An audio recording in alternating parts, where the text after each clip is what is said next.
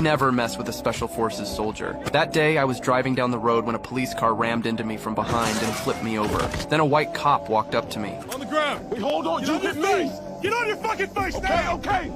Another officer came over too, and they arrested me as a suspect. They checked my ID carefully, found nothing wrong, but they discovered $40,000 in my backpack. I quickly explained it was bail money for my cousin, but they claimed it was drug money and seized it. The cash is legit. I sold my car, I cashed out my stake in the rest. Clearly they were already impatient, so I had no choice but to give in and let them take the bail money away. But they had no idea they were about to pay a heavy price. My name is Terry Richmond, a recently retired Special Forces instructor, because I had no bail money. The court refused my cousin's release request. How can I get him out if they took all my money?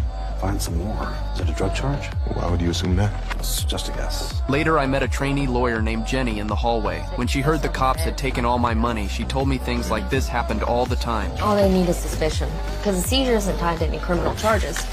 And here's where it gets real murky.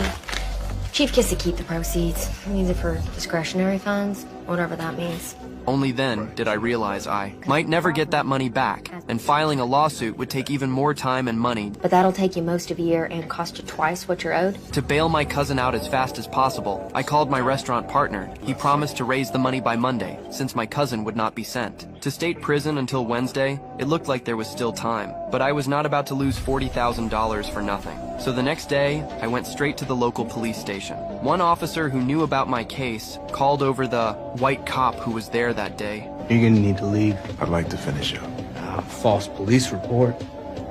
Put your signature on that. It's a felony. What's the charge for being rammed off the road, having your shit stolen, and threatened with a taser? Get her.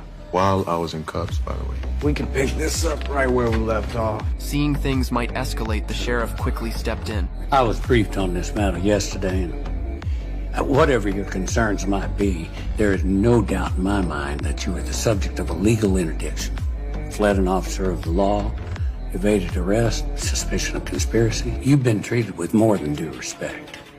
But right now, you're facing felony charges if you persist in harassing my office. I knew getting all the money back would be tough, so I only asked for $10,000 to bail out my cousin and said they could keep the rest. The sheriff agreed and told me to come back Monday morning. I thought the matter was finally over, but I underestimated his greed. When I arrived Monday morning, the sheriff told me, We pulled up our schedule You said I could see him. at 9 a.m. You're 3 minutes late. That was when I realized I had been played. I stormed out, furious. With only one day left before